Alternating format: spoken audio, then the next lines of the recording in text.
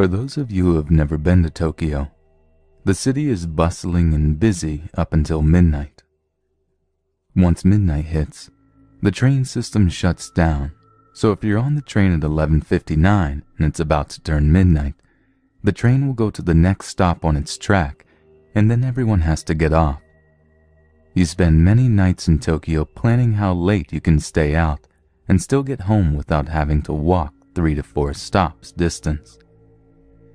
This night my friend and I messed up and ended up having to get off the Yamanote line, probably the most famous line in Tokyo, 4 stops before where we lived. Knowing only the vague direction we had to head home, east, we got off at a station at midnight and started walking. Around the corner from the station there was a businessman in his 30s or so, face down on the ground. Now in Japan it is not uncommon for people to get drunk and pass out in public places, so I didn't think anything of it and went up to him to ask him if he was okay.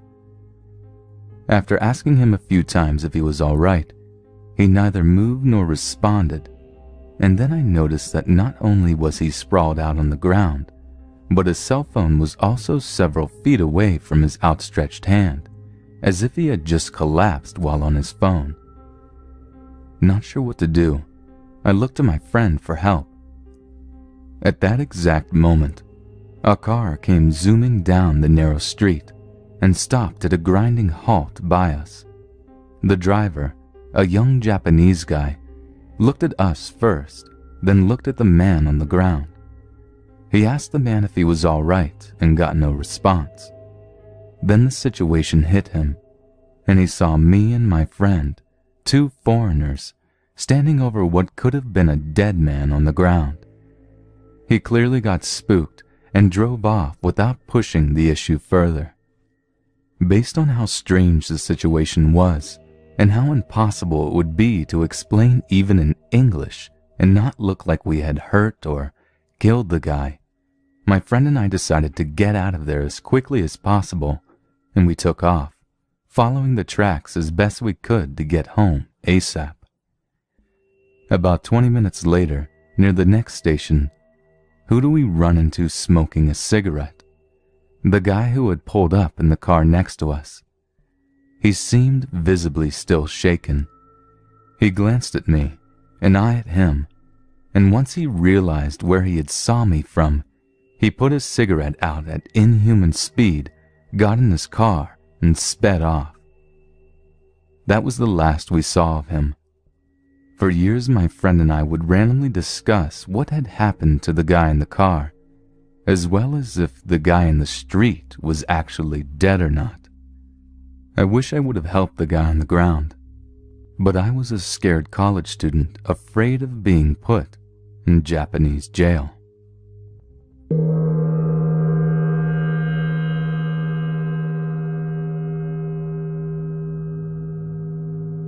To start off, I had just finished my junior year in high school, and my Japanese language class was taking a trip to Japan to learn more about the language and culture. A friend of mine, and now girlfriend, who was unable to take Japanese that year asked to come along, and was allowed to by our teacher. The trip was 13 days, and covered a lot of ground in Japan. This friend, who we'll call Sarah, has a history of horrible headaches and migraines, but neither surfaced during our trip, except for one. We were in Kyoto, about to watch a performance of various types of Japanese theater, and had showed up a bit early. While we were in line to buy our tickets, Sarah started looking a bit distressed, and I asked her what was wrong. One of her headaches was coming on, and I had no clue what to do. I only knew it was going to get horrible. In an attempt to relieve her pain, I offered to take her to buy some coffee. Caffeine helps headaches. The great thing about Japan is that there are vending machines everywhere, and more often than not, they'll have hot and cold coffee cans in them. So I'm walking her down to the main street in the Gion district, looking left and right down alleys for one of these vending machines. After a few minutes, I see one in a shady-looking alleyway. As we get to the vending machine, I start pulling enough yen out of my pocket and have enough for 3 drinks. I was relatively hot, so I ended up buying a Coke for myself and 2 coffees for her, the other just in case it happens again. As she's picking up the cans from the vending area, I notice a man out of the corner of my eye, roughly 25 feet down. He gets up from the wall he was leaning on and starts making his way down towards us. Naturally, I shrug it off and assume he is going in one of the buildings in the alley. We start walking back to the theater house by means of the alleys because they were much quieter and Sarah was having a horrible headache by the time we got to the machine. The guy's still following us. No big deal. I'm sure he's got a house up here, I thought. I hadn't looked back for a while, and when I did, the guy was about 10 feet away from us. That's when I was able to get a good look at him before turning away. Black dress shirt, dark blue jeans, kind of a generic but unfriendly face, and his eyes were trained on Sarah. At this point, I got every shade of red alert going off in my head, but I have absolutely no clue what I would do should I have to intervene. I'm still holding my can of Coke in my hand, and that's about the only weapon I've got besides a knife in my backpack. So, I start to shake it pretty hard just in case. Should I have to use it then, it'll spray all over the guy's face and give us just enough time to hightail it back to the main road, where she wouldn't be in any danger. As I'm shaking the can, the guy advances closer and closer, and finally puts his hand on her shoulder. I flip the fuck out and point the can at the guy's face and open it in a manner of seconds, expecting it to shoot a stream of steady carbonated danger in the guy's face. Nope. Just kind of shot off a bit of foam and soda. The guy is stunned briefly, and that gives her enough time to escape his grip, and I don't know what I was thinking, but I just kind of swung the can in front of his face. About half of the can empties on the guy's face with open eyes. As he's doubling over in pain, which probably didn't last long, we hauled ass back to the main street and hurried back to the theater. Now, I have no clue what the guy's intentions were, but I'm just glad I was able to keep her out of danger.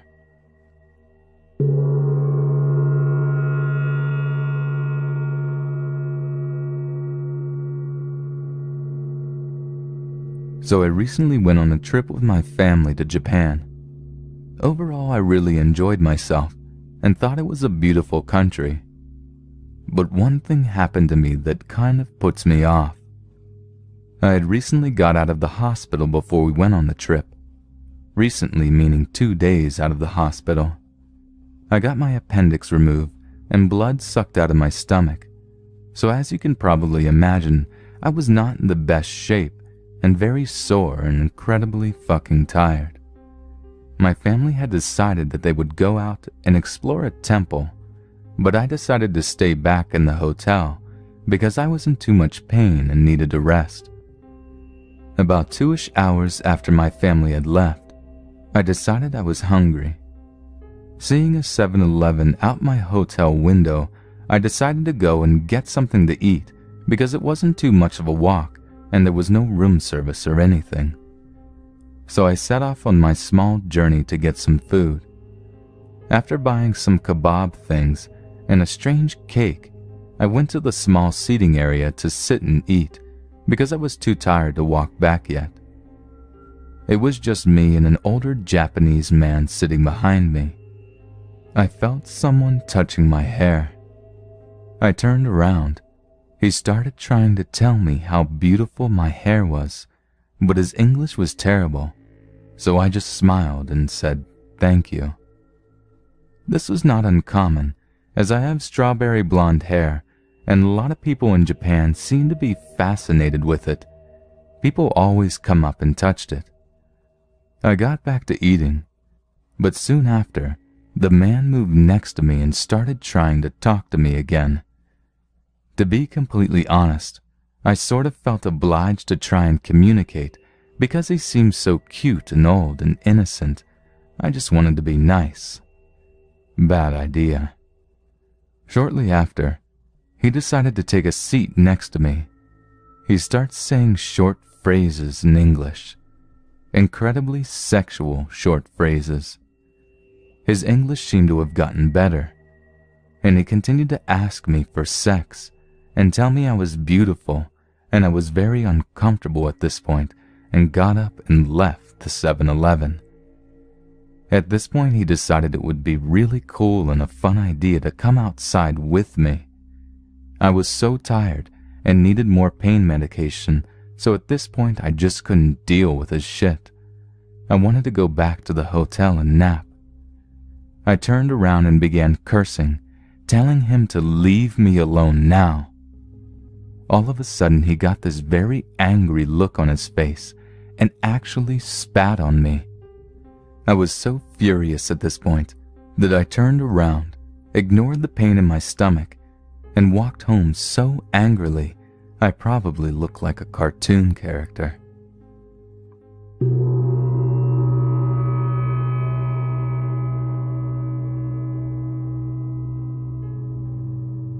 This is about something that happened to me when I was a baby, but my mom still counts it as one of the scariest events of her life. For a little backstory, both my parents were Marines stationed in Okinawa in the 80s. That's where they met, married, and where I was born. Once I was born, my mom opted for honorable discharge, but stayed in Okinawa with me as dependents. At the time, there was nothing available in base housing, so my parents had a small apartment out in town. Both of my parents still agree that their time in Japan was the best of their lives and had many friends, both Marines and Japanese. And according to them, I was a very popular baby with their Japanese friends, with my blonde hair and blue eyes. One night when I was about 4 months old, my dad had to go for a training exercise, leaving my mom and I alone for a week or more. My mom had no problem with this, as they lived in a very safe neighborhood.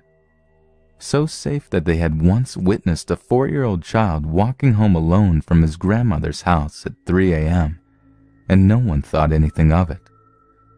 Well, my dad had been gone for a few days, and one night my mom said that a strange noise woke her up. She said it wasn't very loud, but the Corps had kind of programmed her into being a very light sleeper. Thinking that I had woken up for a night feeding, she came to my room.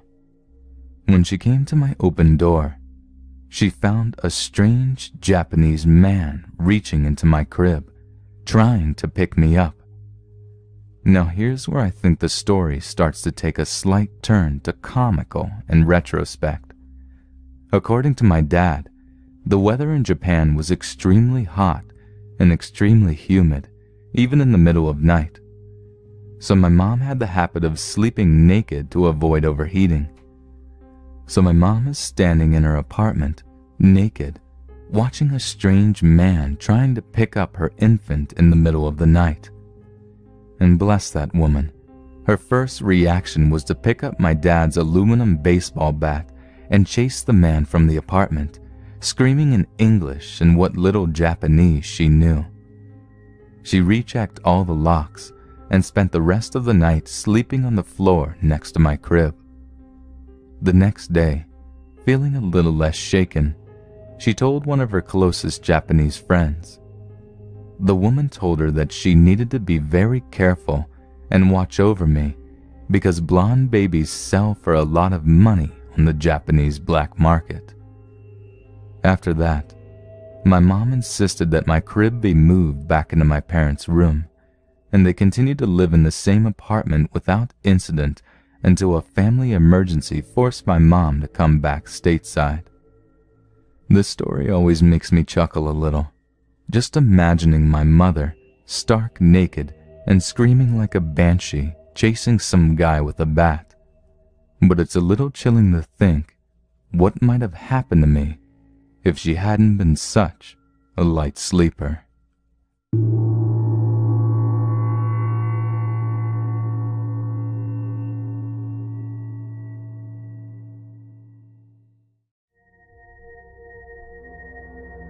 I'll never forget that night. It was last year, and I had just turned 25. I had been to a friend's wedding in another state and was returning by train. I reached the station around 5 a.m. It was freezing as the temperature had just hit 4 degrees. All I could think of was getting home fast, so I could sleep for hours after being tired from many nights. I generally avoid traveling home alone in the dark, but it was impossible to wait at the station until sunrise because 1 hour seemed like a very long time, so I decided to get a taxi. The distance from the station to my apartment is roughly 40 kilometers. There were 2 taxis, and I got into one of them without making any eye contact with the driver. I told him where I wanted to go, and we started. The man must have been in his late 50s or early 60s. Silver gray hair, big build. I decided to go with this taxi because I thought I'd be more safe with this fellow since he was elderly. And that was a mistake. Nearly 15 to 20 minutes had passed. I was looking at the road ahead. There were very few cars, and all I could see were trees that were close by and fog covered everywhere else. Suddenly I noticed that this guy had been staring at me from the rearview mirror, and he didn't blink or look away when I looked at him. It had been over 2 minutes, and he was still staring. He had scary, droopy eyes. I was very uncomfortable at this point, so I used my scarf to cover half my face, which was only covering my neck all the while. This didn't stop him, and he suddenly started laughing like a maniac. Then he said a word in some other language, so I asked him to repeat, and my heart was beating very fast. "So many people are dying," he said, and he started laughing again. I was too afraid to ask him any questions. I stood there frozen, regretting why I didn't wait at the station. My hands were shivering because I was trying to send a message to a friend, but my fingers just couldn't type properly. He turned around, now facing me, asked me if I was married. I managed to speak nervously, no, and he said, "You will repent." With these words, he started to speed up. My mind was going crazy now.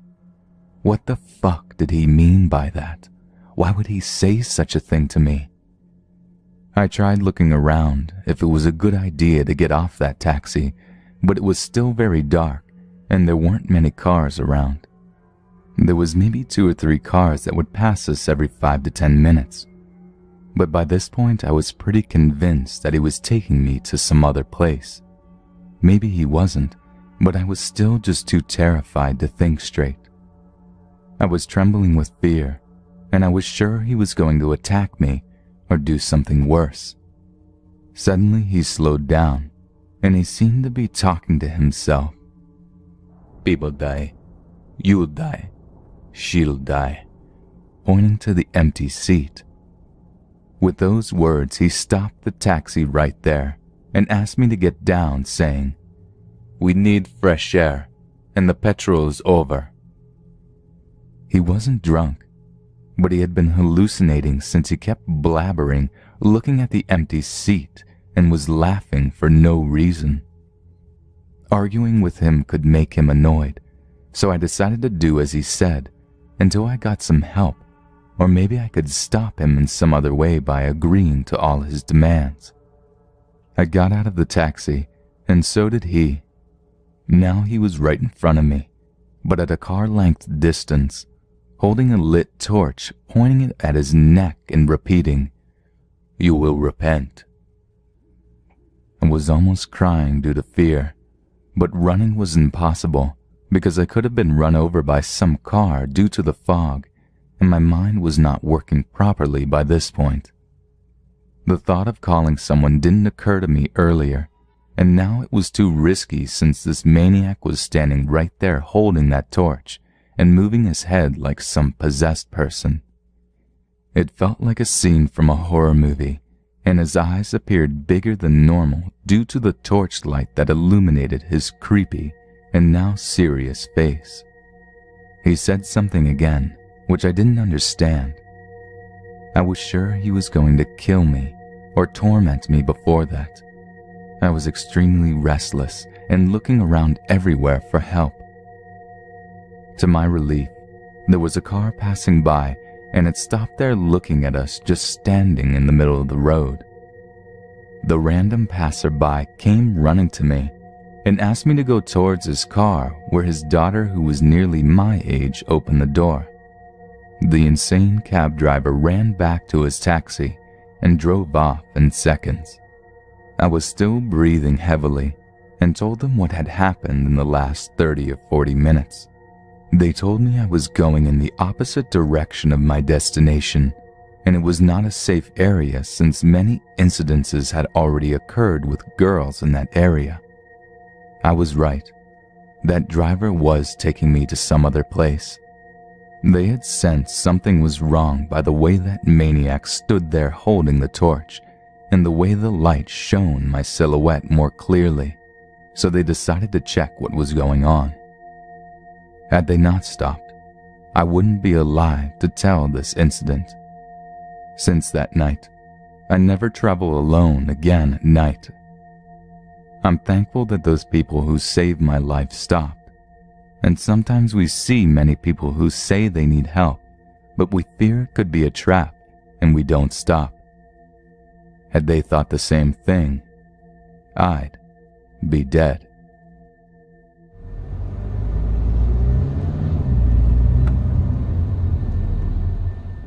Me and my sisters, of which I have 3, grew up in a smallish country town in rural Australia. As you could probably imagine, there was not a lot going on there, and one by one, we jumped ship and moved to greener pastures. In this instance, bigger, more exciting cities. This story is not mine, it is my youngest sister's. When it came time for her to follow suit and move out, she followed the rest of us to Sydney. At the time this story takes place, she was 19 years old. At her first work Christmas party, not long after she'd arrived in town, she got slightly intoxicated and, not knowing the city very well, opted to pay for a taxi in order to get home safely. She left the party, flagged one down, jumped in the front seat next to the driver, advised her destination, and began making polite conversation. As she tells it, the driver was fine at first, but before too long he began turning the conversation to her looks and her job, telling her that she was gorgeous and asking if she did any modeling. She laughed it off and told him no. It was at this point that, while driving the taxi, he reached underneath her seat, pulled out a camera, and started taking her photo.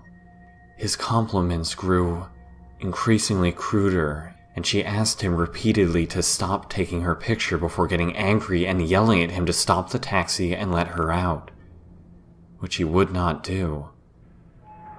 Thinking quickly, she looked ahead to see if there were any red lights coming up where he would have to stop the car. Luckily, there was one fast approaching. The driver slowed down gradually rather than driving to the light and stopping, all the while continuing to take her photo. When he was finally moving slow enough that she felt she could exit the car without injuring herself, she opened the door and jumped out. He was moving slowly enough at this point that, thankfully, she was not injured. Drunk, scared, and lost, she sat in the gutter briefly to collect herself before finally coming to the realization that, as she had no clue where she was, she would have to get in another taxi in order to get home. Reluctantly, she flagged down another car, this time getting in the back seat and once again advising her destination. The driver of the second car saw that she had been crying and was visibly shaken up, and asked her what had happened and if she was all right. She explained the events, The driver paused for a moment before informing her that the first driver had been taking her in the complete opposite direction of where she had told him she needed to go. Attempts were made to find out who this guy was and report him.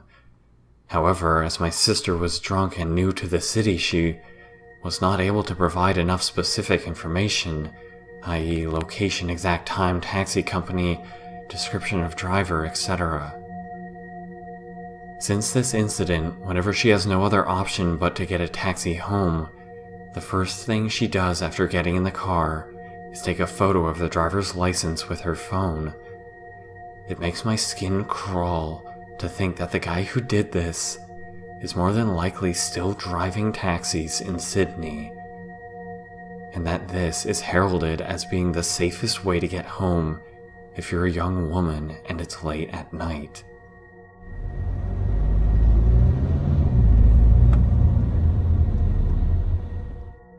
I work at a bar in a suburb of Melbourne that is safe during the day, but has become sort of notorious for a high rate of rapes and abductions during the nighttime, specifically along this main street that my work is on.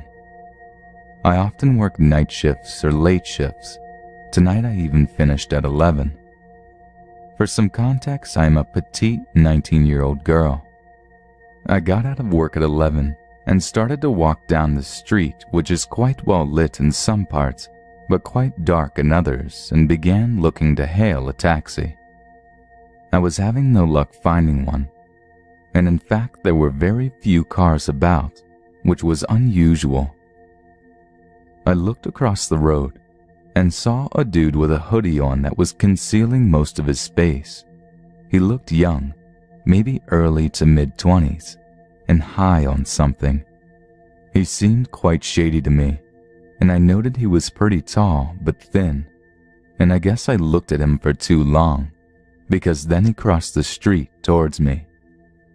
I stopped looking at him and started walking sort of fast down the street, looking behind me to keep my eye on his distance and to now more desperately get in a taxi. I turned around to look at him, and to my relief he was walking into a side street. I stepped onto the street trying to get a better view down the road when he came back around from the side street. My stomach dropped as I saw he was now with two more guys. I started to walk really fast now, and they began to walk after me. I was walking as fast as I could without jogging. I was getting really panicked and was thinking of hailing down any car to ask someone for help. The three men were getting closer, and they were shouting at me, but my anxiety sunk in and I didn't hear what they said. It was only white noise. A taxi with its lights off drove past, and I ran out into the middle of the road. The driver said he was finished for the day and wasn't taking any more customers. I told him I was being followed and asked if I could sit in his car for a second to feel safe. He let me in the taxi and drove 20 meters away and told me to get out. The men were all still there. I begged him to take me out of sight a little further down the road. He noticed how scared I was then and had got concerned and fatherly. The taxi driver was extremely lovely and refused to let me get out of his car until he found me another taxi to take me home. He drove around with me for a few minutes until we found one. He beeped the other cab down and explained the situation to him. I thanked him profusely and we swapped cars. The next driver was also incredibly nice. He said he had a young daughter and got quite upset and angry thinking about how people can take away your right to feel safe. I had felt like I was in real danger, and I'm so thankful they were there and it helped me out.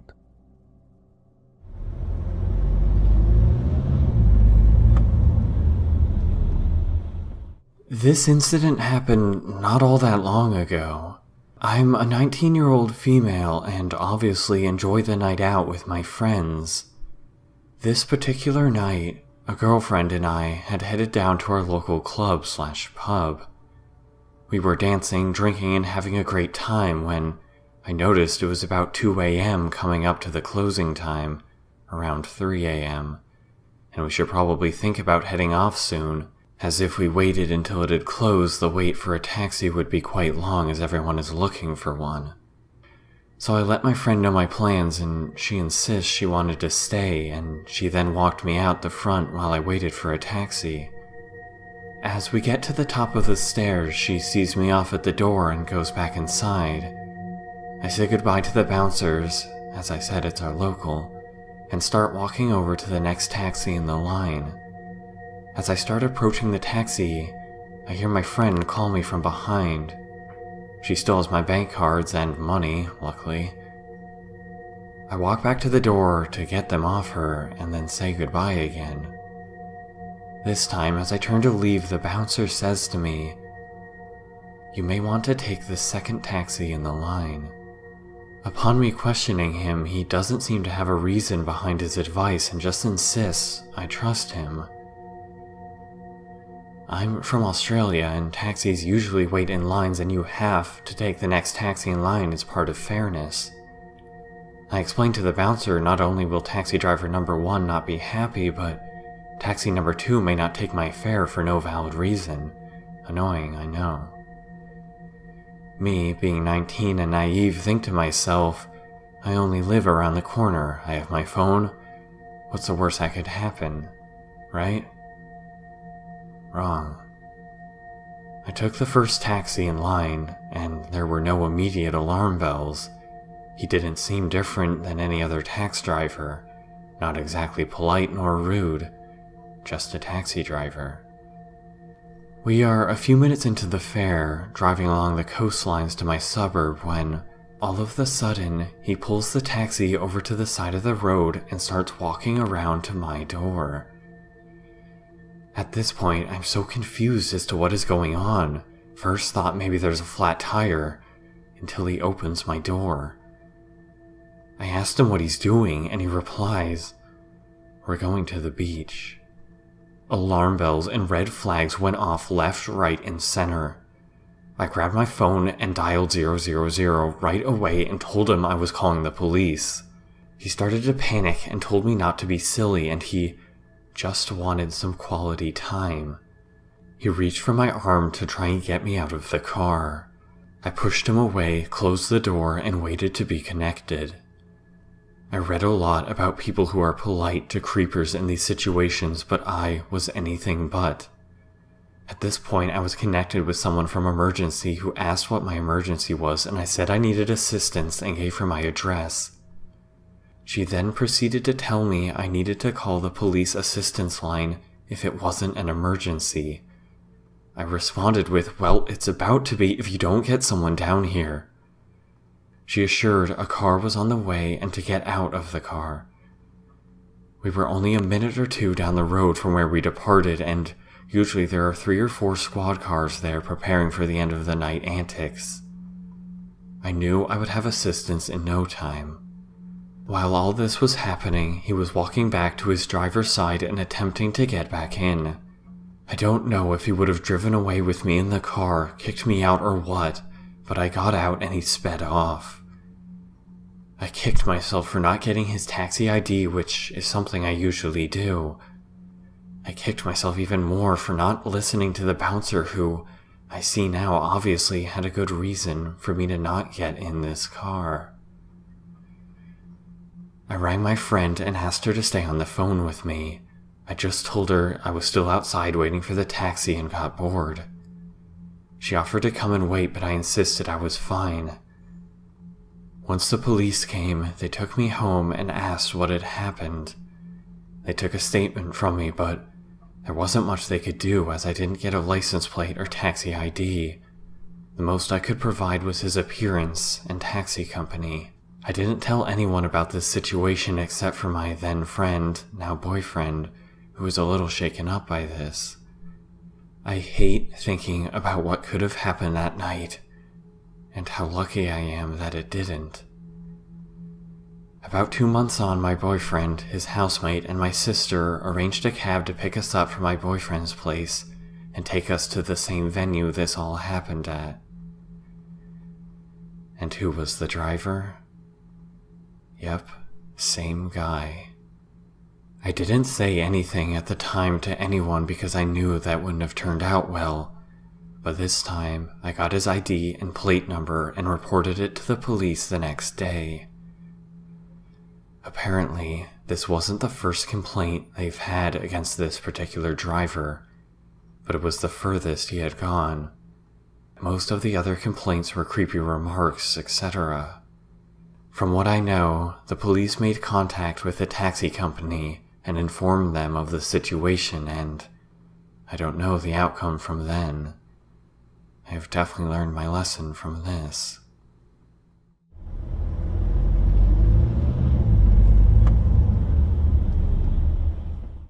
I'm a 17-year-old female from the UK, and this took place a few months ago at my grandfather's funeral, or at least the after-party to it. Me, my cousin, and her best friend were drinking, because that's what you do at a wake or whatever. I was 16 at the time, and I needed to go home at 1 in the morning, and I was completely shit-faced, so I called a taxi. I wasn't ready to walk home in the state that I was in. After 10 minutes, the taxi arrived. I quickly finished my drink, said goodbye to everyone there, and got in the taxi waiting outside. The taxi driver was a pretty ordinary-looking Pakistani or Indian guy with dark hair and glasses. I paid to go home, which cost something along the lines of £40.50. And I never said a word to him besides my destination. On the way, he asked a bunch of questions, like my age, why I was out drinking so late, and why I'm going home alone. I told him I was 18. I don't know why I did, and maybe I wanted to feel older or something. I said that I was back from a funeral and wanted to dull the pain. I didn't answer the last question. He asked me if anyone was at home to open the door for me or to see me to bed safely, me thinking this dude was just a good Samaritan wanting to know I was safe. I just said that everyone at home was likely asleep, but it didn't really matter because I was often a rebel and came in late and they knew that. In retrospect, I probably should have just said there was someone at home waiting for me to return. Around halfway through the journey home, the driver drove past a turn he was meant to be taking. I told him, and he just said this way was much quicker, and he didn't want to waste my time. Wrong turn after wrong turn, and he used the same excuse every time. This way is much quicker, and don't worry about it. He went down an alley near a closed-down theater and a car dealership, which was also shut down. I told him he must be confused because this is not near my house. The car stopped slowly, and I became confused. I asked what was wrong, and he put his arm around me. He told me that he couldn't focus on the road because of how distracting I was. He then leaned into a kiss, but I blocked him off with my hand and asked what he was doing. Maybe I gave him some mixed signals, I don't know. Keeping one hand on my shoulder, he grabbed my leg. This is when I started getting serious creeper vibes. He then unzipped his trousers and presented himself to me. I went from thinking he was just a regular guy who's been receiving mixed signals to a full-blown rapist in seconds. He began to feel me up, my chest and thighs. I honestly had no idea what to do at this point. Should I do what he wants, or should I try to escape? But if I don't, he'll probably kill me. I made a snap judgment and went along with it. I pretended it was totally fine, and what he was doing wasn't rape, and that I wasn't underage. I started to feel him up too, and I kissed him a few times. And luckily, before it could get anywhere else, he got a call. He told me that he needed to answer it and that we had to do this some other time. I said okay, and he dropped me off at home. I haven't told anyone and don't plan on doing so, and haven't called a single taxi since. I'm just glad it didn't go anywhere, because if it did, I could have been raped or killed. Whoever was on the other side of that phone call, I owe you my life. I called the police anonymously the next morning and gave them a description. No arrest has been made yet.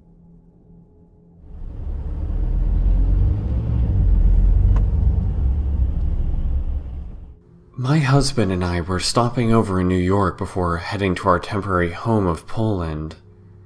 We had been living there for about a year and are originally from Australia. We'd spent the past year traveling throughout some of the more shady parts of Europe, so we thought we were generally prepared for any weird incidents. We were tired as we walked through JFK, ignoring everyone who wanted us to take their special taxi. We went outside and waited in the line with all the other irritated travelers. When it was our turn, the taxi driver got out and left. Another guy came and took our bags. The motor was still running. I didn't really think anything of it and didn't really care at that point. However, I insisted I take my own bag and tried to open the trunk. "No!" He snapped at me. I was startled and said it was okay, I'll just sit with it on my lap. My husband and I traveled light, so we only had one suitcase between us. "Can you open the trunk?" my husband asked the guy. "Otherwise, there's no room for us." The guy already looked pissed, and all we were asking him to do was his job. I was already looking around for another cab because I couldn't be bothered. "Fine," the guy snapped and basically ripped the trunk open. I hadn't gotten into the car yet. It was kind of a paranoid thing that I never get into a taxi alone as a result of some kidnapping stories in Greece of a similar nature, so I waited. And I saw what was in the trunk. It wasn't all over the flooring, just on one side. I instantly felt ill. It looked a lot like blood. The spot was wet and I stared blankly. With the dim light, I could just make out various other stains of similar but darker colors.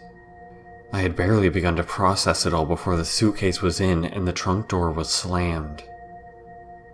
I was now wide awake and did not want to get in that taxi. Everything was wrong and this was a mistake. "What's the holdup? Get in!" The taxi stand dude yelled at us, as equally pissed off passengers behind were eagerly awaiting their ride. I tried to get my husband's attention, but he was already in the back seat.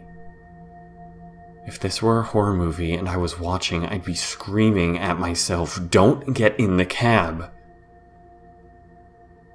So I got in the taxi with my bag on my lap. I clutched it as we spun around corners, went forward sharply, and had brakes slamming. I felt sick and couldn't stop thinking about what I had seen. Was it real? Halfway through my haze, I realized this was not the way. I mean, far be it from me to tell taxi drivers in their own city where the hell they're going, but I like to be prepared and I like to know where I am. And we were not taking the tourist scenic route where they charge you a lot of dough. This guy was just going the wrong way. "You're going the wrong way." The words fell out of my mouth. The guy said nothing. He didn't flinch, didn't move. "What?" my husband asked me. "We are going the wrong way," I shouted. "Are we going the wrong way?" my husband asked.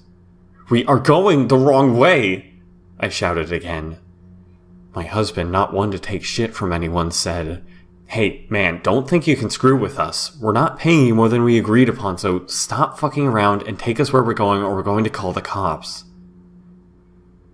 He had no idea why I was freaking out. I didn't care about the money. I just thought we were a pawn in this guy's master plan. We We were going to swim with the fishes in the Hudson or something because I was going crazy and my mind was wandering. There was blood in the trunk. This guy's going to kill us with his driving, although he had nothing on Romanian taxi drivers, and maybe planning on it for later or in some warehouse with all of his serial killer cab driver friends. The driver immediately slammed on the brakes at a set of lights. I'm pretty sure this taxi we're in is not a taxi, I muttered to myself, but then the cab driver spoke up. Do you see this sign? This is a motherfucking taxi, he snapped. Then do your motherfucking job, my husband snapped at him without a second thought. Perhaps the guy thought this was too much trouble, one loudmouth Aussie, Bogan, and his crazy wife, because now we turned around and we were going the right way. We get to the hotel and I made sure to check the trunk again, but it was darker now and I couldn't see anything clearly, except for lots of shredded rags with a deep rust color, staining them all.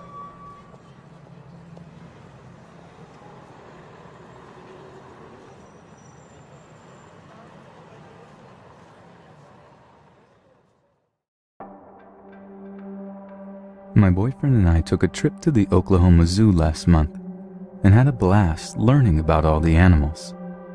Nearing the end of our zoo visit, it was close to closing time and had begun to rain just a little.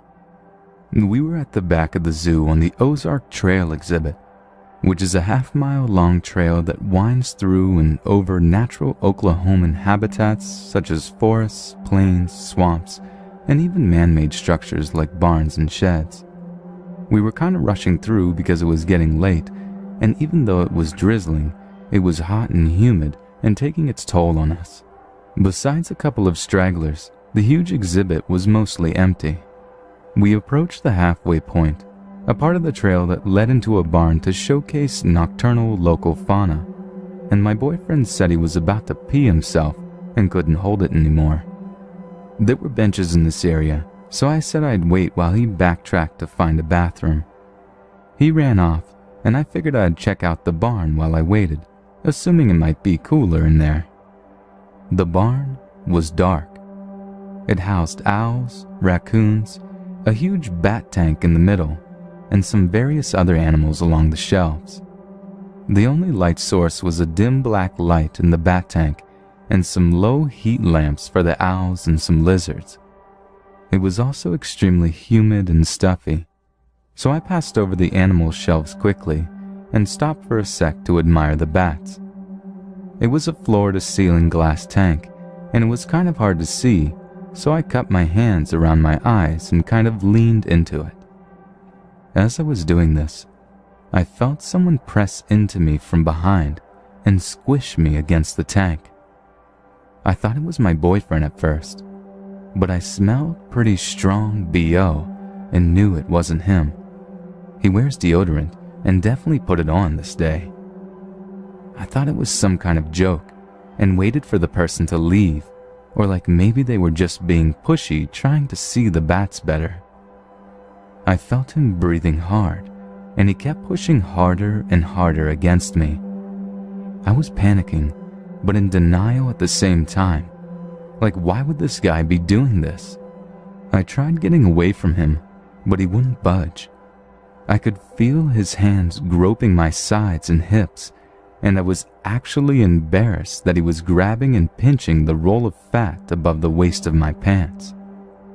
I remember how awful he smelled, and how loud his breathing was, even though the bats were squeaking and making a ton of noise. The cell phone in my back pocket vibrated really loudly, and he jumped, and when it started ringing, he finally let go and took off. I didn't see which exit he left out of, or even what he looked like because I was too stunned to turn away from the bats. I felt shocked and humiliated and scared and sexually violated for the first time in my life. I wanted to leave the barn, but I was scared that if I moved, he'd come back. I wasn't sure if he was still there or not. The phone rang again, and I saw it was my boyfriend who was calling. I answered it and he said he couldn't find me, I told him where I was, and he walked in a couple seconds later. With my boyfriend there, I felt safe again and saw that the guy was nowhere in the barn. I'm sure he was long gone. I wanted to ask my boyfriend if he'd seen anyone leaving the barn, but I knew I'd have to explain it to him, and the idea made me feel physically ill. I thought about telling zoo staff before we left, but again, I'd have to relive the story, and I didn't think they'd be able to do much with my description. It didn't occur to me at the time that they might have had cameras in the barn.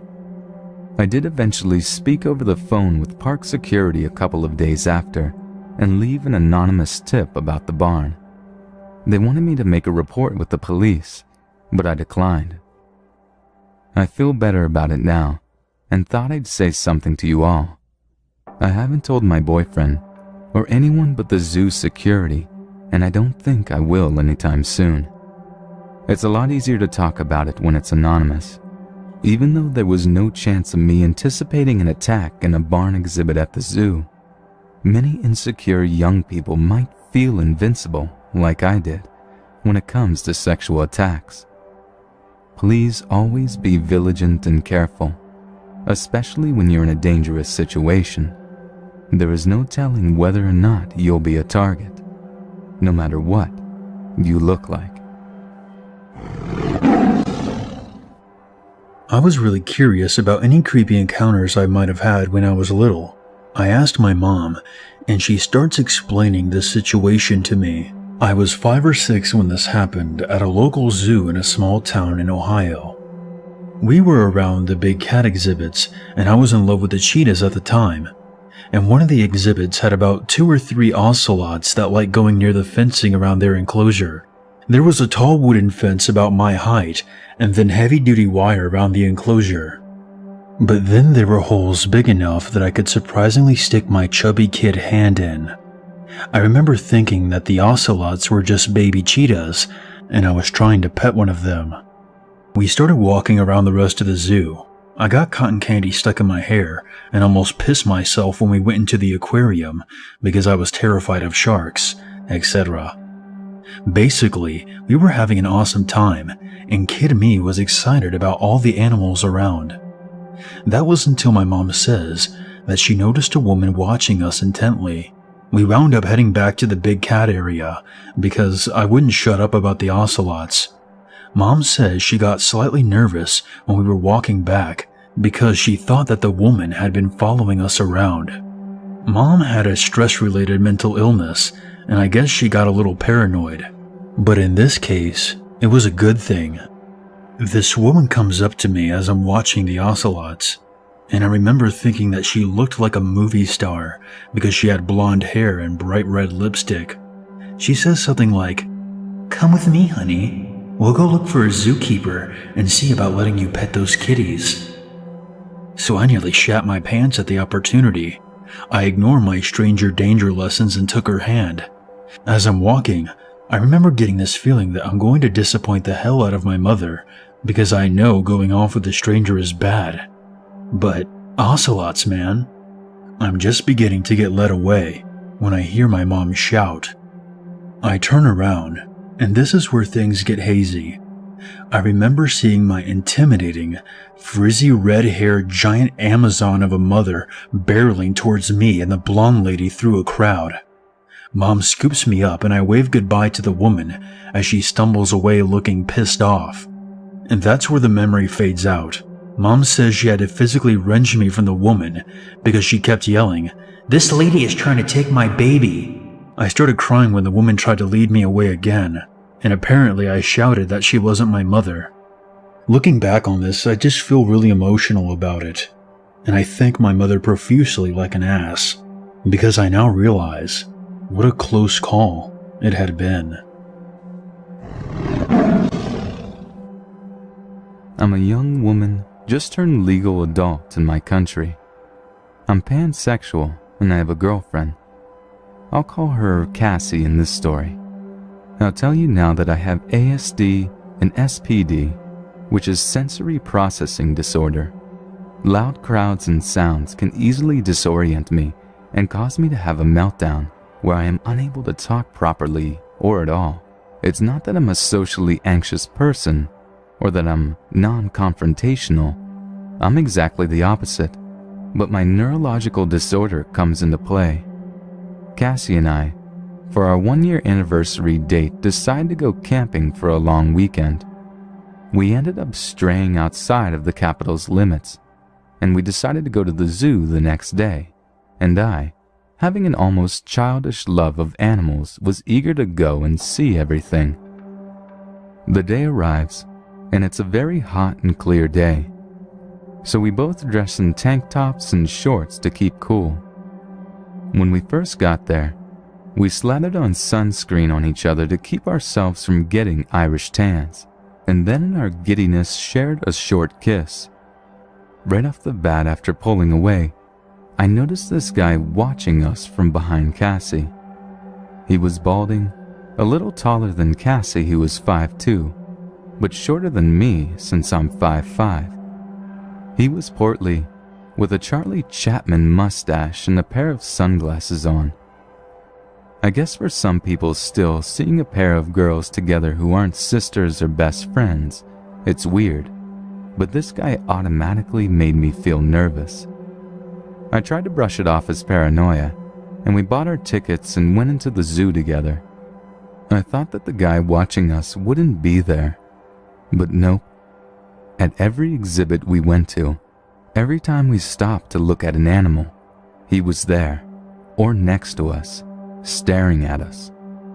Cassie is a pretty observant person, so she noticed and tried to take loops to avoid him, but he just kept popping up. Eventually, though, he didn't show up alongside of us, so we thought he was done being creepy. Around this time, I didn't put in my foam earplugs, a way to keep me in loud, noisy places a little while longer, and so everything was starting to get to me.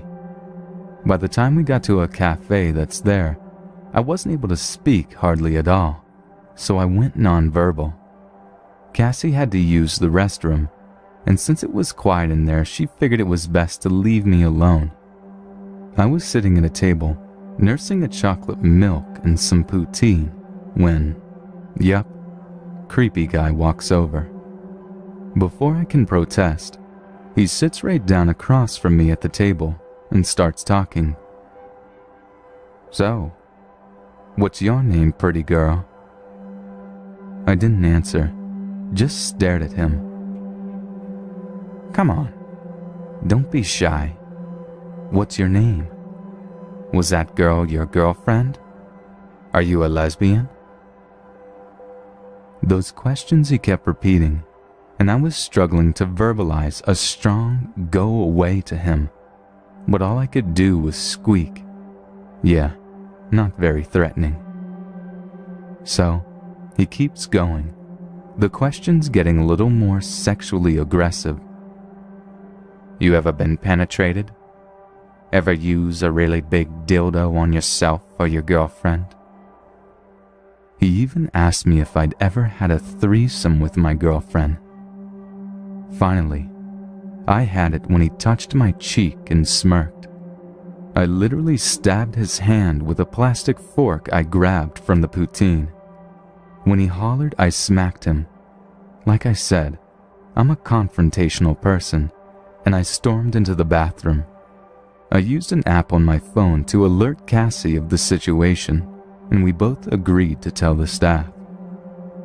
Creepy guy was still at our table when we returned, and he gave us a look. I couldn't tell with the sunglasses, but I knew he was stripping me and my girlfriend. We told a worker what was going on, who immediately alerted the zoo security.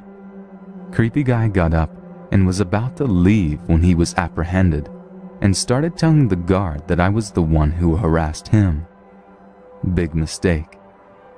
Angrily, I typed out a message explaining everything, to which Cassie confirmed, both of us ready to crucify this pig for even trying to pull that after what he did. Luckily, the guy believed us and had the guy escorted to his car. In apology, we got free behind-the-scenes passes and got to check out some really cool stuff, so that was fun. But later that day when we were leaving, the security guard pulled us aside and gave us his number. Apparently, while he was yanking the guy out, he said something that made this guy sick. He told him he just wanted to have a threesome with us, and one way or another he was going to penetrate a couple of lesbians. Word for word, that is what he said. It stuck in my mind and I can't get it out. He gave us his number because he didn't want this creep attacking us and getting away with it. If we needed him to act as an additional witness or the like on our behalf, he would be glad to. To the security guard, I want to thank you so much for going up and above the call of duty. Luckily, this guy never harassed us again, and I hadn't seen him since the zoo.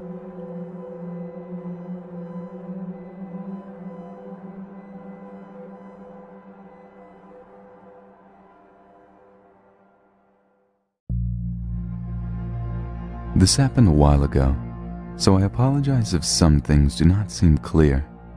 I've removed this experience from my memory for an obvious reason, but have now decided to tell people about what happened as I realized it's something I shouldn't hide. Me and my brother Ron were in my room watching the NFL, screaming at the screen when our team would do something idiotic. We were 40 minutes into the game. The cornerbacks were messing around, and out of frustration, Ron slammed his fist into the remote, turning off the television by accident. I said, "What the fuck?" and turned the TV back on. As the screen loaded back up, we heard fast-paced footsteps downstairs. Ron and I quickly turned our heads to the bedroom door. I turned down the volume to hear the noises clearer. I think someone's inside," Ron said. I could hear the stutter in his voice. He was anxious. "No, it's probably just the dog," I sighed. Ron, however, was a lot more cautious. He walked over to the door and locked it. The click it made obviously alerted the intruder. At the time, though, I brushed it off as my Jack Russell Terrier. We heard even more footsteps. Ron whispered, "That's not a dog." Ron, being nervous, put me on edge, so I agreed with him and turned off the bedroom lights. Ron ran around the room trying to find some sort of object that we could use as a weapon. I sat next to the door with my ear placed on our wall. They were thin, so if there was anyone inside the house, I would hear it. Nothing happened. It was just dead silence with our heavy breathing. "Take a look," Ron said. He had his phone turned on just in case we needed to phone 911. I lay on my chest and looked through the gap under the bedroom door. I saw blackness, but I could see faded boots down the upstairs hall. I felt my hands shaking as I pushed myself back up to my feet. I tiptoed to Ron, who was waiting anxiously for the answer. "Someone's here," I whispered as low as I could. Ron's face went pale as he stared into nothingness. At one point, I thought he was going to black out on me. I pulled Ron over to our window. I quietly opened the window and looked down at the grass, 2 stories below my current position. Ron was still in a different world, as if he blocked himself from reality, leaving the responsibility to me.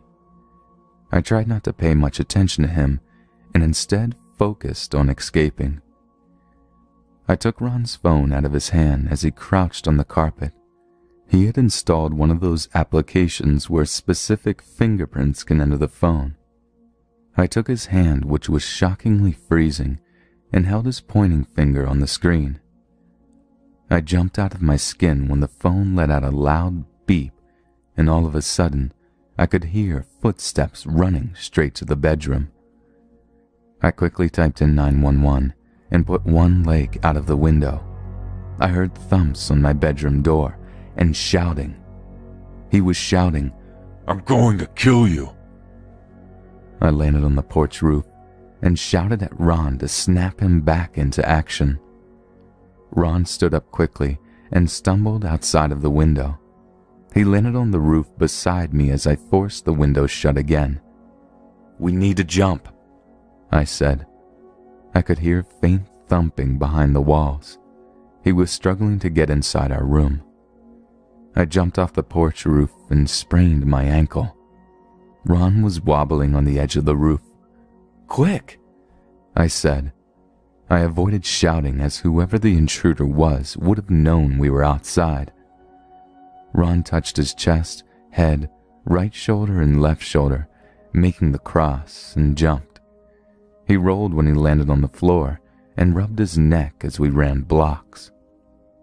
We had run a good 6 blocks until I realized I had left the dog behind and heard a faint voice in my jean pocket. I pulled out the phone to hear a woman asking if I was still there. I told her that we needed cops immediately. She told us to stay on the line, and cops were en route to the house. I burst into tears from fears of what just happened and worrying if my dog was hurt. I talked to the operator as both me and Ron slowly walked back to the house. We heard the siren and felt weight lifted off of our shoulders. I sat in my chair on the porch, with Ron in a squat position beside me, both of us waiting to come face to face with the intruder.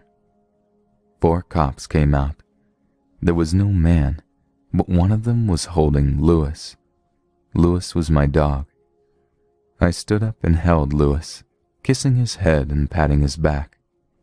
I sat back down in the chair and placed him on my lap, still hugging him and apologizing for leaving him behind. The cops explained that there was nobody inside, and there was nothing stolen either. In fact, they explained there was nothing there that would have proven someone invaded our property. And they never found him, but I can assure you I haven't had one good night's sleep since. Every night I lock my door and keep my dog with me in my room. Ron installed some CCTV cameras in both of our houses. We both agreed to never speak about it again.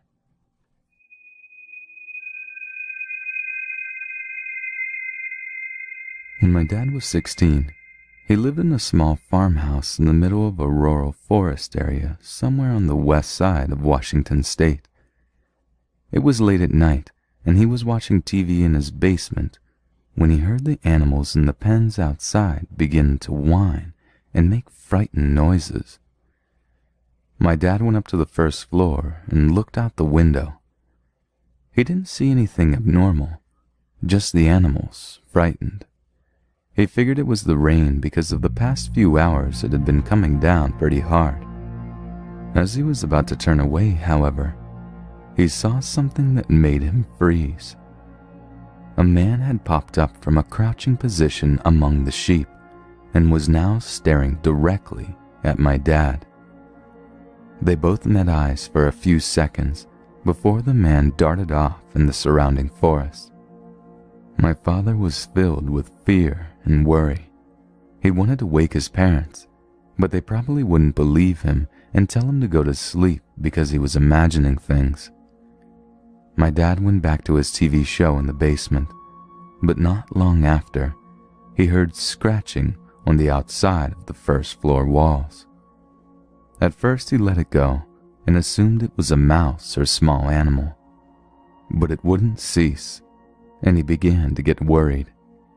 There was more scratching and even more tapping, but then suddenly, he heard the shattering of glass breaking. My dad's eyes widened, and he rushed to the closet and took out the family's 12-gauge shotgun. The person had smashed the outside door handle off and reached in through the broken window to unlock the deadbolt. My dad hid in the closet and called 911 with the basement door locked. The TV was off, and he whispered to the operator that someone had broken into his home and he was hiding in his closet with a gun. The operator told him to shoot if the guy attacked, and that the cops were on their way. My dad could hear things being knocked over, drawers being opened and slammed shut, cabinets being opened and closed, and doors being opened and slammed. He heard the stairboards creak and stuff being rummaged through on the second floor. A few minutes later, while the guy was still upstairs, officers suddenly stormed the house through the open back door. They were shouting, telling the guy to get on the ground. My dad opened the closet door and made his way out of the basement and into the kitchen. The officers came back down with the man in cuffs. They asked my dad questions about what had happened, if he was hurt, and other stuff the police would need to know. A few glass plates and cups were the only things broken, and besides that, the house was only in mild disarray. My father was tearfully embraced by my grandparents, as they had feared the worst. From that point on, renovations were completed to remove all windows near the entrance to the home.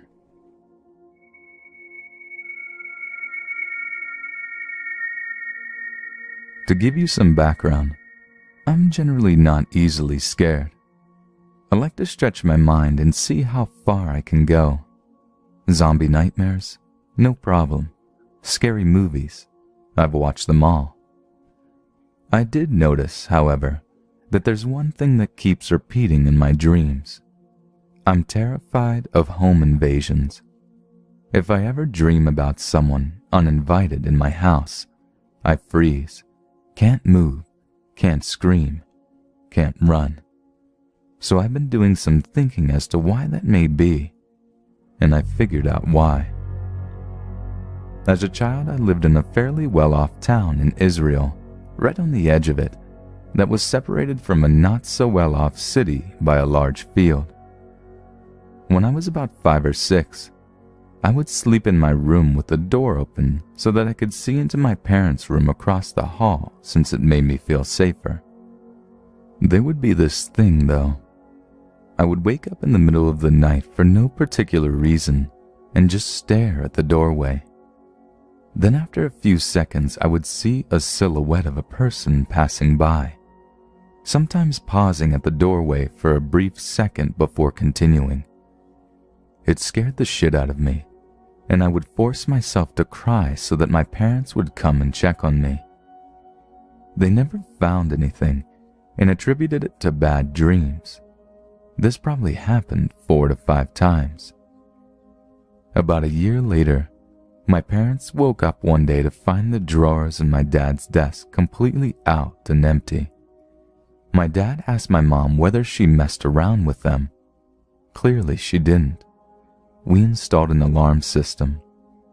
Honestly, with the alarm system, it was worse.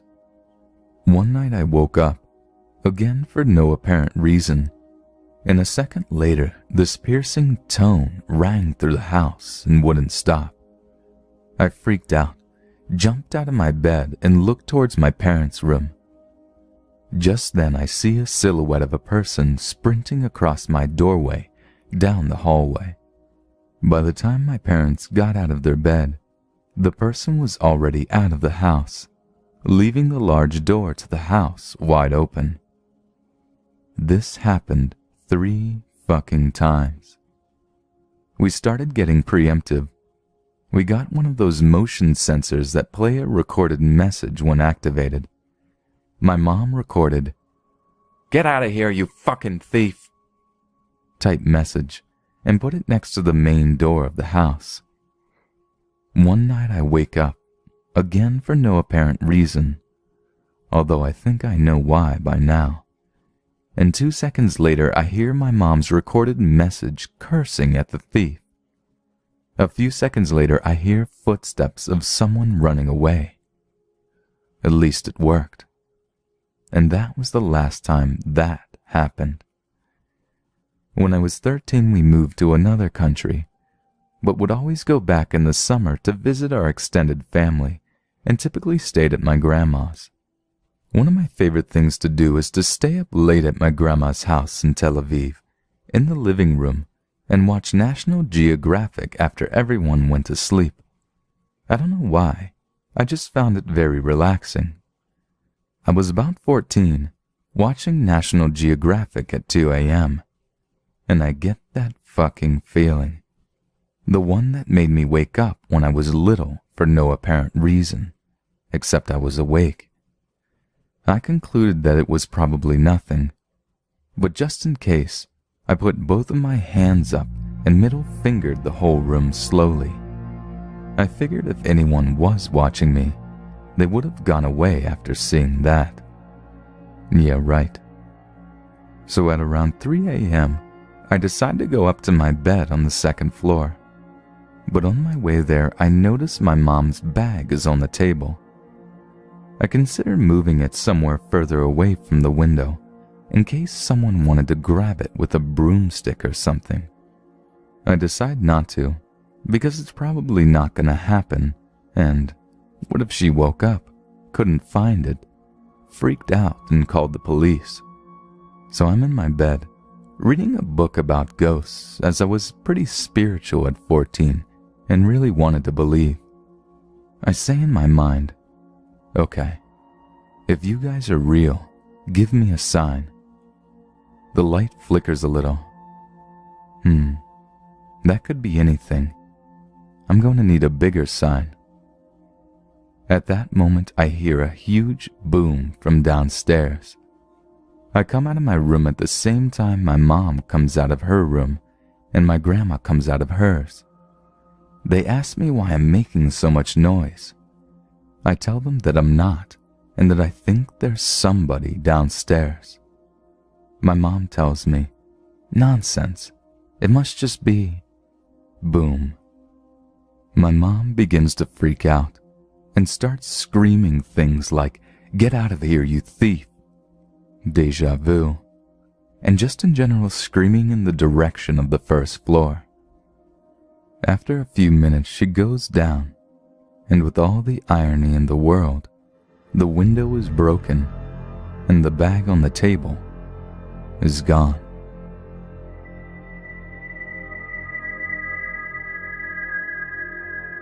This happened in the mid-90s.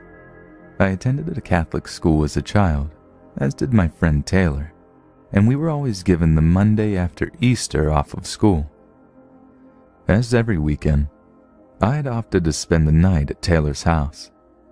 This time on Sunday night, since we didn't have school the next day. We were 9 years old and in the 4th grade, and we lived in a town that literally this past year was rated the 5th safest town in our state. Our parents had no problems with us being home alone on a Monday.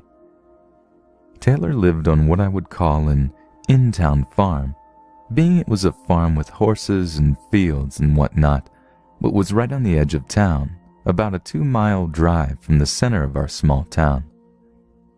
Taylor and I were sleeping in her upstairs bedroom when we were both awakened at about 7:30 a.m. by what was the unmistakable sound of someone kicking in a door downstairs. Her tiny terrier dog Chance ran down and was barking like crazy, and then the banging stopped, and we heard Chance yelp loudly from being kicked or hit. At this point, we were terrified and silent, and Taylor finally whispered if we should call her mom, and I urged her to call 911. While she described to the operator what was happening, we could hear the person walking around downstairs, back and forth, I assume carrying things out of the house.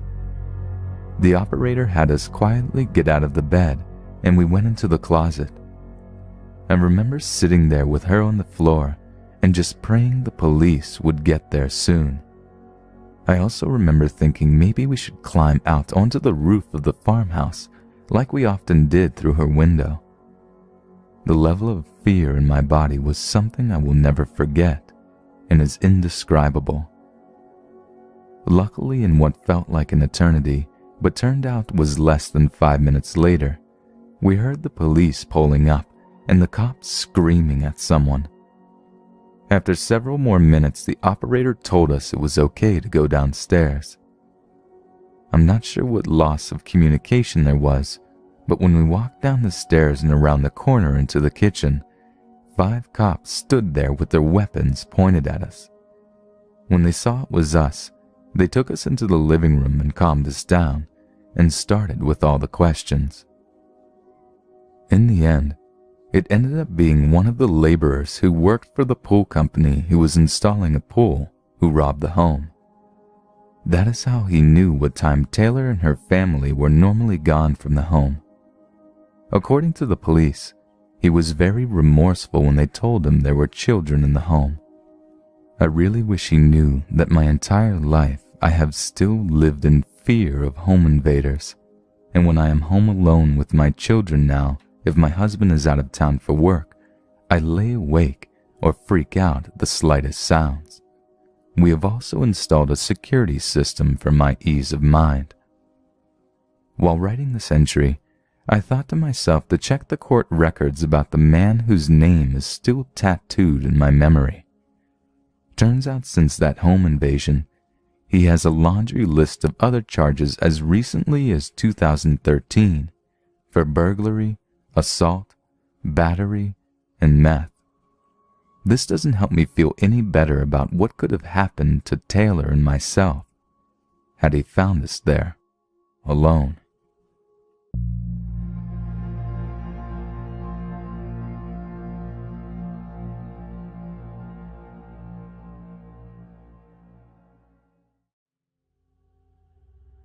So I work at a pizza place, usually inside as my insurance does not cover claims when driving for business, but occasionally I will cover a delivery shift for one of the drivers because the money is good.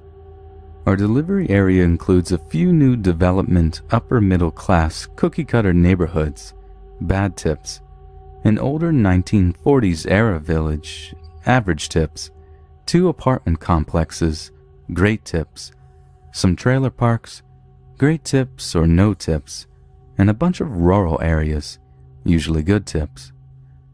Not rural to the point of seeing hundreds of stars at night, but enough that you couldn't hear your neighbors yell. So about a week ago, I was covering a delivery shift. I come back to the shop feeling pretty good. I'm averaging $5 a delivery, and they've been all pretty good and pretty close, and I check to see if I have any more deliveries.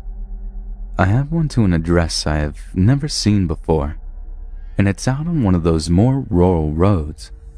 I asked the kid who took the order what was up, because there were special instructions on the ticket. He says, "They said go around back, because the front door is not operational." I'm like, okay, that's not that uncommon. People often want you to go around back. Either they painted the door, the house shifted and it's a bitch to open, or they're just hanging out back. So as I'm driving out to the house, I get an odd feeling.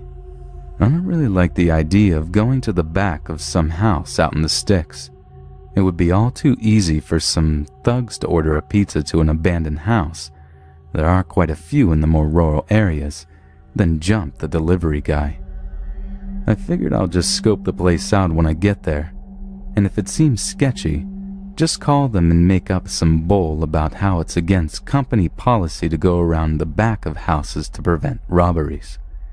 As I'm driving around the house, I realize it's towards the end of this road that gets less populated the further down you go. Great. I'm pretty near the address and driving slow. I see this abandoned-looking house, set back from the road with no address and in a bunch of trees. I think, that house better not be it. So I drive past and check the next house's address, and lo and behold, that abandoned-looking one was the right house. Shit. At this point, I'm not super worried, though, because out in the boonies, the standards of upkeep on your house are pretty low, so a house in disrepair isn't all that unusual. I double back to this house and pull into the driveway. At this point, I'm getting bad vibes, and it just doesn't feel right. I park my car at the very end of the driveway, with the rear of the car on the shoulder so anyone passing by can clearly see it. At this point, I call back to the shop and tell them I'm at this sketchy house, and if I don't call back in 4 or 5 minutes, call me, and if I don't answer, call the cops. While I'm on the phone, I take a chance to take a good look at the house. It looks extremely abandoned and not just in disrepair. The driveway is crumbling, bits are gravel, and there are weeds growing out of it. There is no mailbox, no trash cans, no car, no lawnmowers, no landscaping, no kids' toys, absolutely nothing in the yard. The yard hasn't been mowed in what looks like years. The house is total crap. The roof is all but falling apart. The siding is falling apart. The back deck, which comes around the side, is falling apart. The only part of the house that looks even a little bit decent is the allegedly non-functioning front door. The windows are all shut. It's 95 degrees and humid, and this place does not have AC. They all have the blinds or curtains shut. The few that aren't actually are boarded up. I don't even see any wires running to this house. It's not quite dark, but currently dusk, and there isn't a sign of any lights on in the house. At this point, I'm starting to get pretty nervous. I'm a 5'10" male, 180 pounds, not in any great shape, but I did take karate for 10 years, so I'm not helpless. But I do try to avoid any sort of confrontation I can, as I am mostly a pacifist.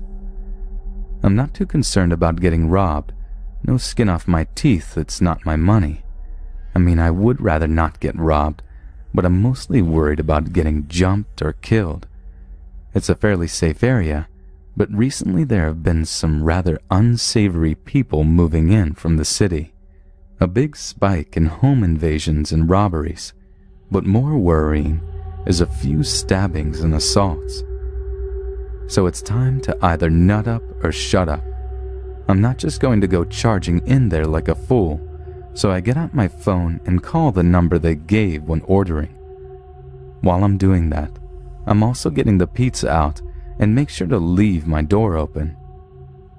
A running car half in the road at an abandoned house with the door open looks suspicious, right? I figured if shit does go down, it might look out of place enough to make someone stop. Not that there is really any traffic this far down the road, unfortunately. I'm starting to walk up to the house while the phone's ringing. It rings twice, and then an automated message comes on. It says something along the lines of this phone number is associated with an internet texting app, one of the free ones you download and let you send free texts from a different phone number over a data connection.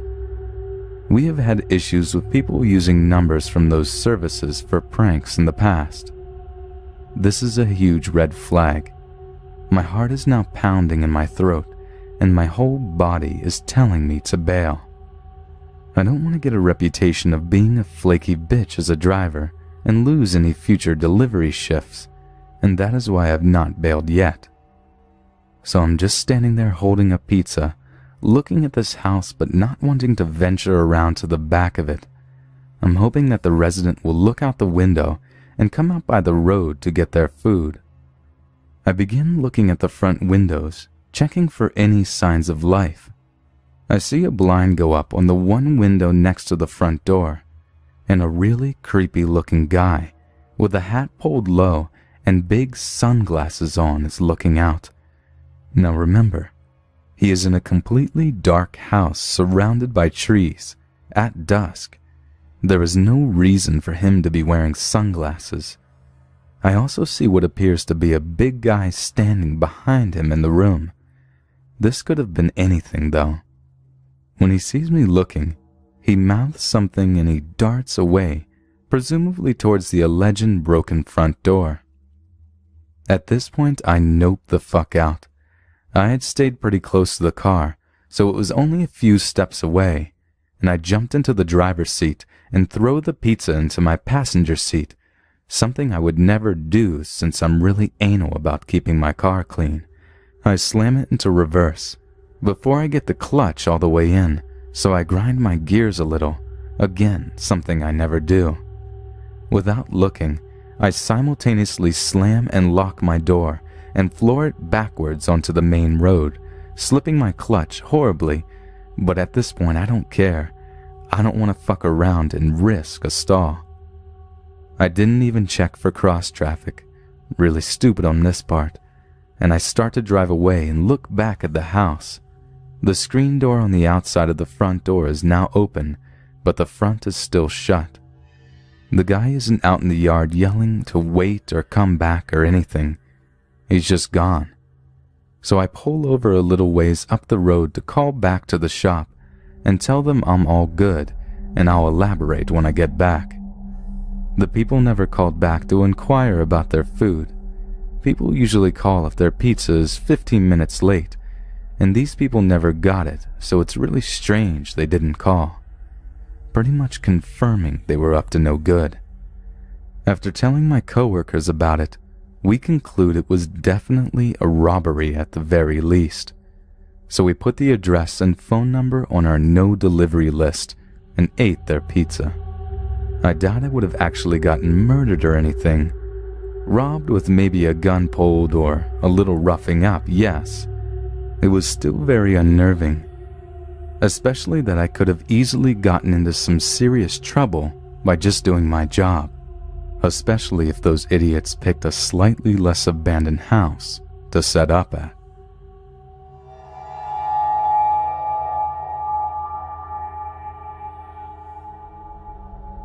A little background. I used to work for an armored car company years ago and was part of a 3-man highway ATM crew. We would go out every night and drive to small towns around our base city, restocking ATMs, so the route took us to some very quiet areas sometimes. On one such winter night, we were on the way out of town and decided to stop to get some food at Subway. It was almost closing time for them, and we got there maybe 10 minutes before, and I could see 3 customers still inside. My driver had already had his bag lunch, so I went in with my partner. Immediately, something didn't feel right. One customer who was just getting his sandwich was okay. He paid and left. The other 2, well, first of all, they looked like they'd crawled out of a dumpster. And the second they saw us, they backed away from the counter and waited. I looked at the young girl behind the counter, and she gave me a look that said, "Please don't leave." And then I looked back at the 2, who were now nervously whispering between themselves and eyeing the guns on our belts. I said to my partner, "We have lots of time. Let's just eat here." He looked at them and agreed. I radioed the driver, and we sat at the nearest booth, kind of daring them to pull something. The 2 dirty fucks whispered between themselves again and bid a hasty retreat out the door. I saw them walk past our armored van and peek in the window, only to have the crap scared out of them when the driver turned abruptly and gave them a hard fuck off look. As soon as they were gone, I asked the girl what the deal was, and she said they had come in several minutes before we got there. Apparently they kept hanging around, waiting until all the other customers had left, never spoke to her at all, just stared. We suggested she call the police and wait there until they showed up. After descriptions were given, the cops told her about some robberies that had been happening around the area, and it sounded like the same 2 guys. So I am in full belief that had we not come by when we did, they would have probably pulled a knife on her and robbed the joint.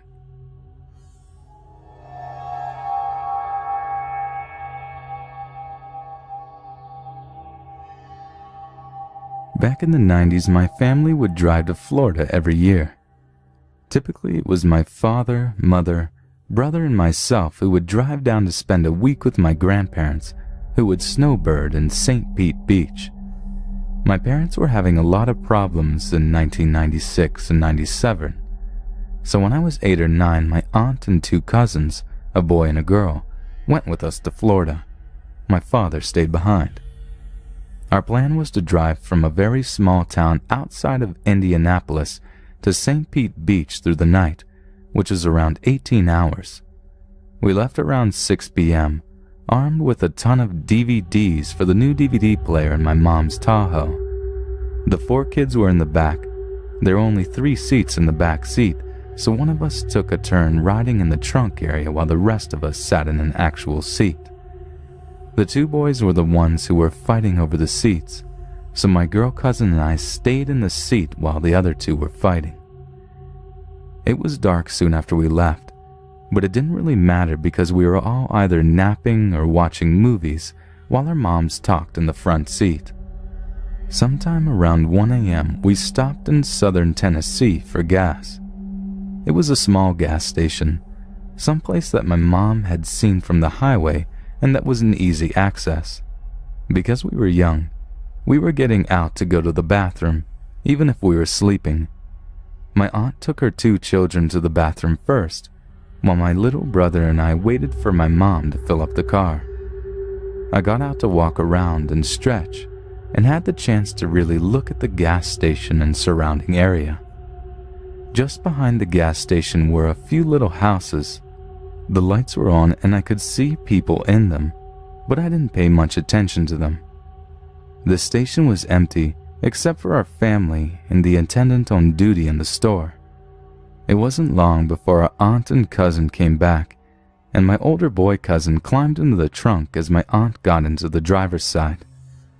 My sleepy little brother, my mom, and I went to the women's bathroom. My brother, around 5 at the time, wanted to go into the men's bathroom, but my mom said no. He could just come in with us. He did, but complained about it while we were in there. I went to the bathroom first, and because I was the oldest, I wanted to get outside the bathroom and look for a snack or something on my own. I stepped outside the bathroom and noticed a man at the counter. It wasn't hard to notice the guy. He was shouting at the clerk and waving a gun around.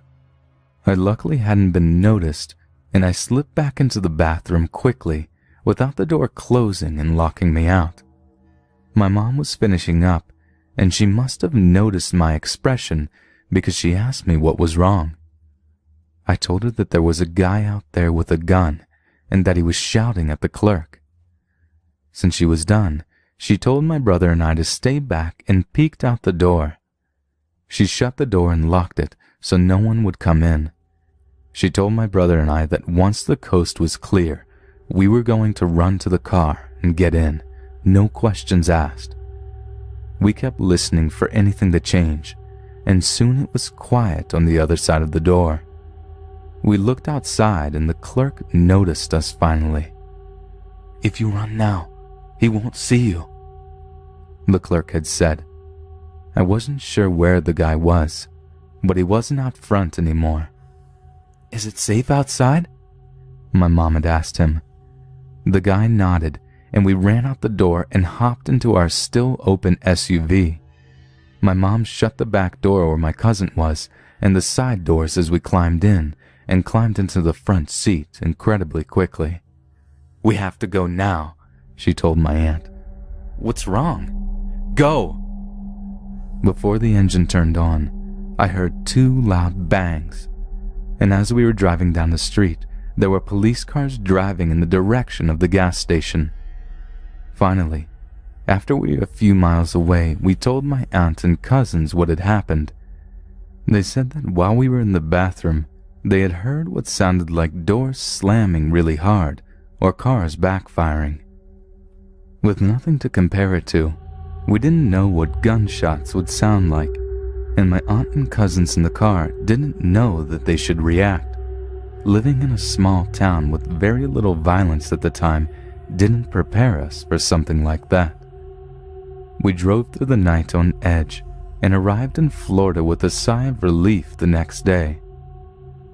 I tried to check the news for any reports of a gas station robbery in Tennessee. When we finally came across an AM channel talking about a fatal armed robbery attempt at that exact location. The report stated that while the assailant, carrying a .45 snub-nosed revolver, was attempting to open the safe, the clerk took matters into his own hands, placing 2 rounds into the would-be robber's cervical spine, ending his life instantly.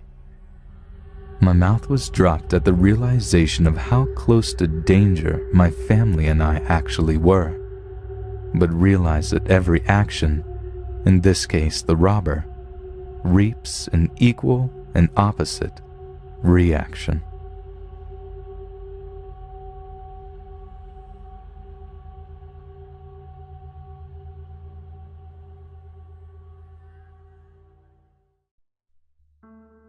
So about 20 minutes ago, my mother came to my room to discuss my little sister's birthday party, and she noticed that I was reading a subreddit.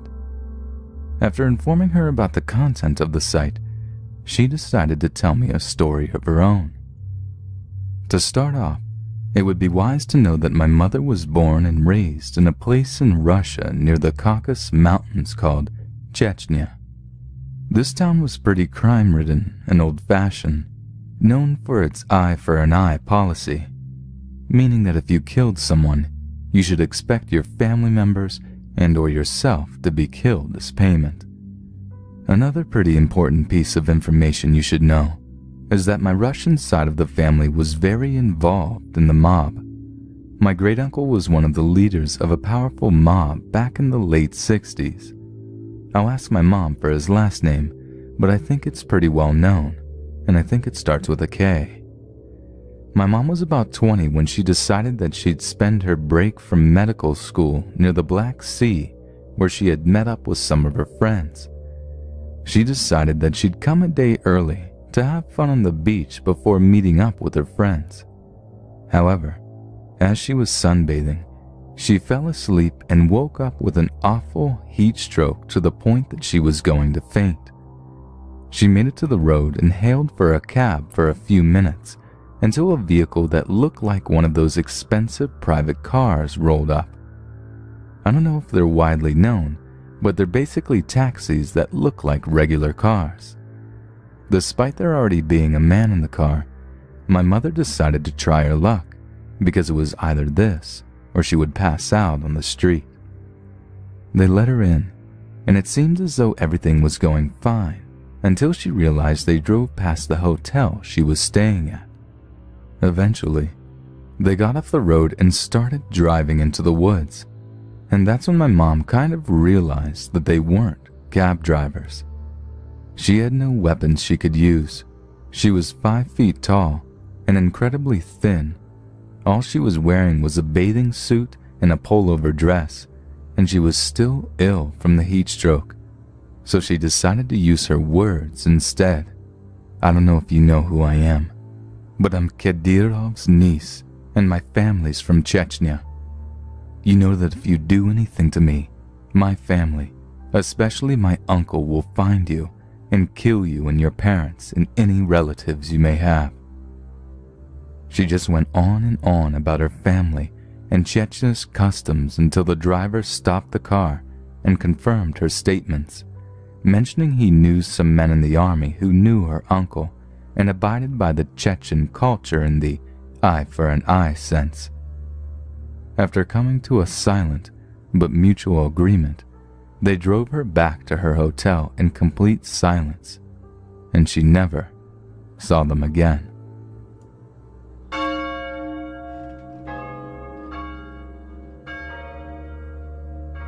I shall preface this following story with some relevant information.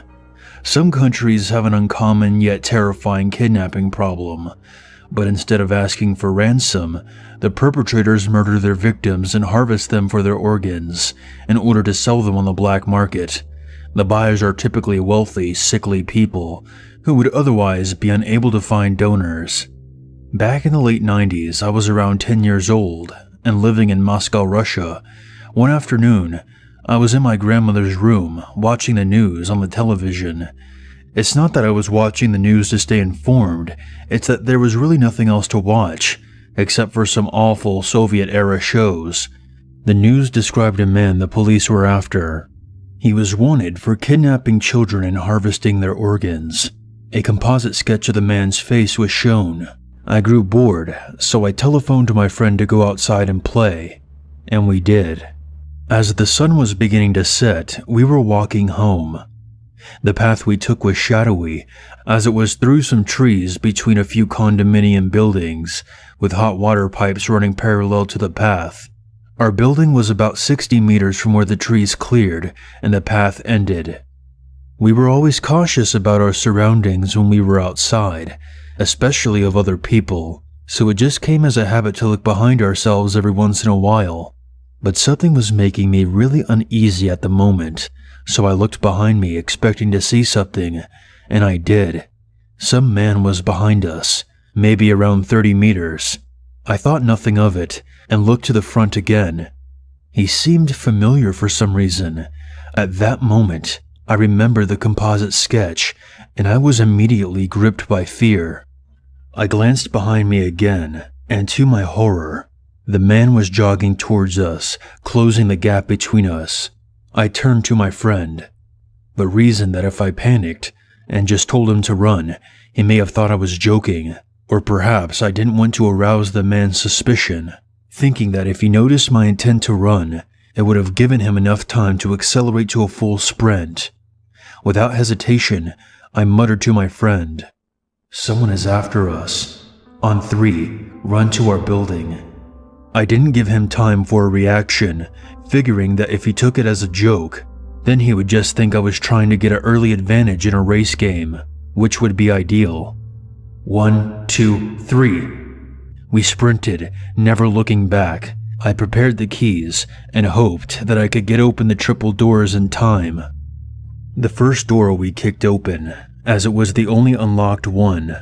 I unlocked the second door and slammed it shut behind me. I entered the passcode on the next door and stumbled into the building.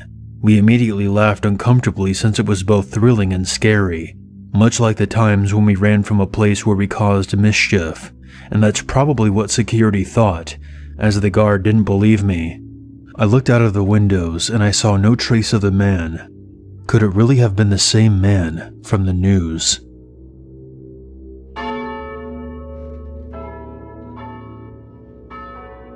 I'm 18, living in St. Petersburg, and stand at about 6'2".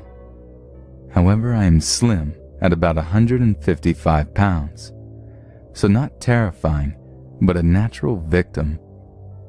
My Russian is decent, but locals speaking quickly is still a little difficult to understand.